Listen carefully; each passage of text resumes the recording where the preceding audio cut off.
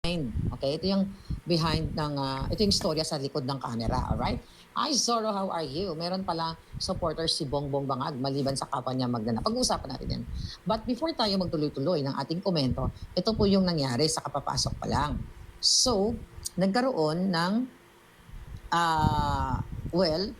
nung nasa Austria pa lang ako, pinag-uusapan na yan ng ating mga DDS supporters, ng ating mga supporter ng bayan, na magkakaroon talaga ng event sa birthday ni not birthday, sa anniversary ng pagkidnap kay PRRD para pagpapakita ng suporta. Actually, I was invited sa UK nila June, so hindi lang ako talaga available. Tsaka tignan nyo ngayon, may gera, may kaguluhan.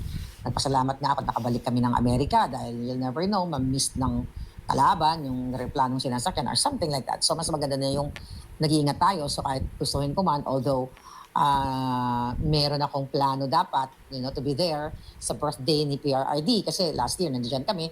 Pero sabi ko, for our safety, hindi natin masabi dahil tuloy-tuloy ang digmaan ngayon. Tignan muna natin kung ano yung situation. But now, going back, sa Austria, pinlano na ito nila spokes at ang ating mga palangga dyan na magkaroon ng peaceful rally, mga kantahan doon sa Vienna. So, ang nangyari, may lumusob. At the fact na ito'y matandang uugod-ugod. So, bago na tayo magkomento, pero alam ko yung backstory nito. Tingnan muna natin ito, ang kanilang peaceful rally habang nagsasalita doon, sila spokes, ang ating mga kaibigan doon, na Marcos magnanakaw, mag-resign ka na. Yung the usual thing na mayroong talumpati. Okay, listen to this. Dito makikita mo kung gaano ka bangag ang supporter ng Bangag at ng mga makakaliwang grupo o mga dilon kasi magkakasama na sila. Hindi natin alam, baka inutusan ito ni Trillanes, pero tignan natin.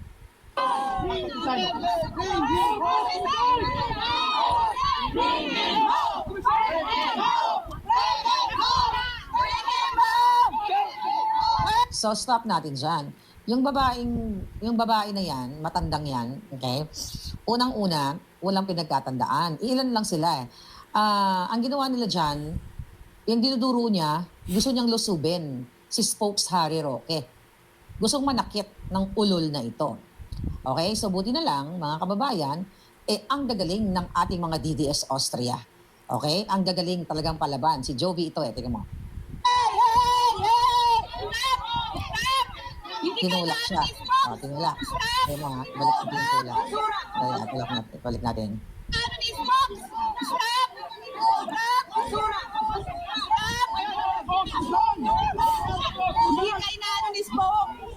Okay, sabi ng kaibigan, kilala ko lahat yung nagsasalta dyan. Sabi ni Aga, hindi ka inaano ni Spokes. Okay? Talaga gusto niyang sugurin si Spokes Harry. Buti na lang, yan, ang gagaling ng sila Lolo. Ang Lolo. May noun.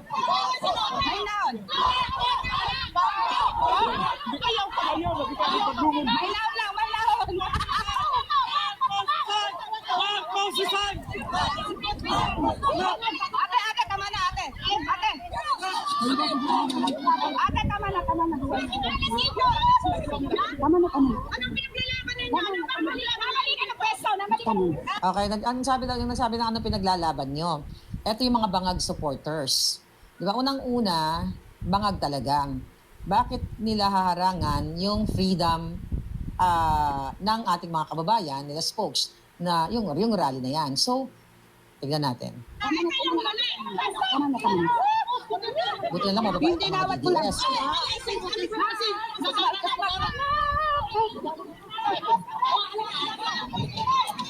Yan, Marcos resign.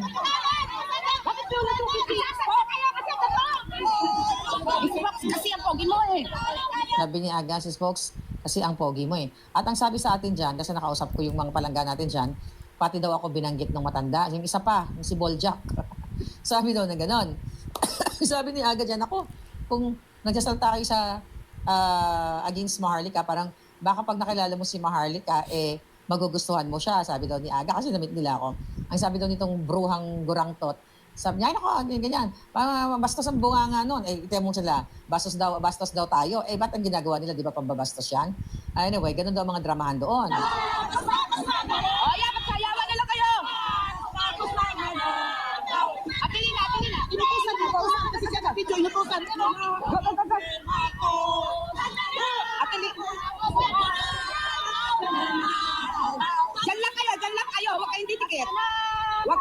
Walang ticket, pistol yan lang talaga. kayo.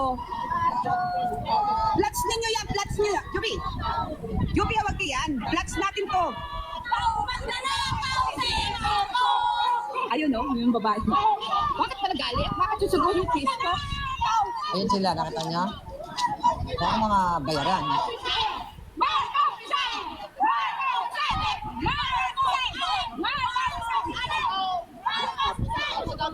Diego! At Rina, huwag pupunta doon. Kaya tiyakan na.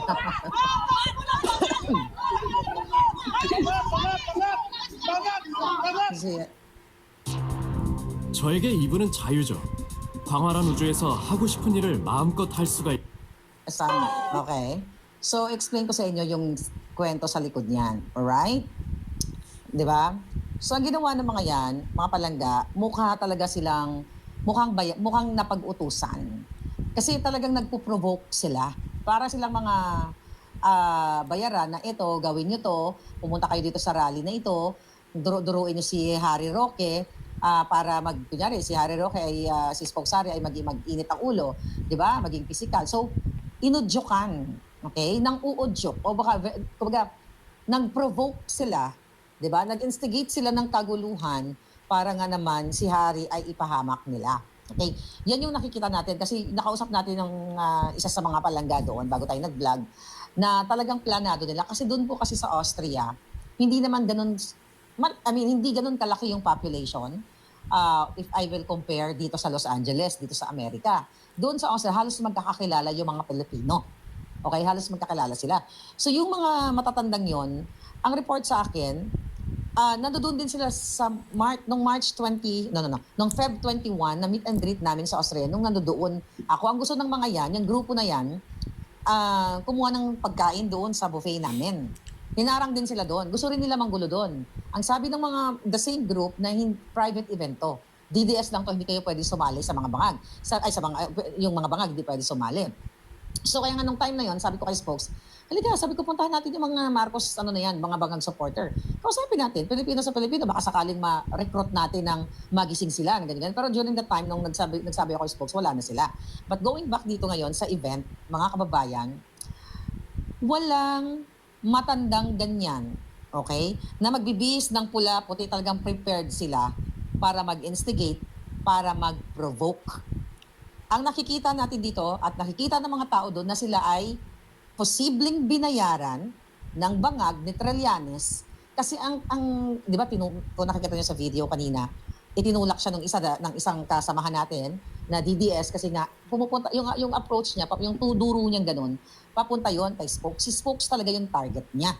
Di ba? Kasi kung ikaw na regular ka lang na nakikipaglaban, biglang may tumulak sa'yo, ang una mong babalikan yung tumulak sa'yo, di ba? Bakit hindi naman siya tinulak ni Spokes? So nagpupunta daw doon na nagsasalita, hindi lang na-capture yung iba, na sinabi doon sa mga kasama natin, pauwiin nyo na yan. Ito mga putang inang ito, sino sila para magsabing pauwiin si Harry Roque? At hindi lang yon. Nagpanggap pa silang biktima. Tumawag sila ng pulis. Alam nyo kung anong sinabi? Na si Spokes, yung lalaki daw na nakasombrero, tapos nakasombrero si Spokes, ay nanggugulo. Very NPA, very bangag. So nanggugulo, tinuro daw si Spokes. So may mga pulis po na dumating doon. Pero, hiningan nila ng ID si Spokes, di ba? At yung iba doon, tinanong, di ba, kung anong nangyari. Kahit pa nag-imbestiga sila ng ganun, wala namang kaguluhan. So ang galing mambaliktad. Sila na yung nanggulo, di ba? Sila na yung nanggulo, sila pa ang nagtumawag ng pulis. So anong ibig sabihin yan? Ibig sabihin yung mga matatandang yan, baka sabi nga ng mga comment, baka nakatanggap ng maleta. At bakit ka lulusob sa hindi mo event? Okay? Sabi ni Mira Luna, correct mother, nakita talaga namin may lumusob kay Spokes na babae, tapos ang tapang pa. Bugok na yun, akala siguro na uurungan namin sila. Mira, thank you palangga. Yes, sabi ni Sarah PH, gawain yan ng mga komunistang bayaran. Yung ganyan kakatanda, ganyan na yung itsura mo. Ang tapang-tapang mo pa. Hindi ka magtatapang na ganyan kung wala kang backup. Okay? At nakaplano sila. Diretso, duruin si Harry Roque. Asarin, inisin. Kapag napikon si Harry, kunyari, biglang sinapak ni Harry, ganyan-ganyan, or for what, na impito or something. So gagamitin nila against kay Harry. Alam niyo naman na ongoing ang tawag dito, ang asylum application ni Spoke Sari. So dahil hindi nila mapauwi-uwi si Harry through their mga pananakot na mga red notice, chuchu-chuchu, di ba? Wala naman yan. Hanggang kasi hindi yan sila pinagbigyan ng Interpol. Hindi yan sila, alam ko yan.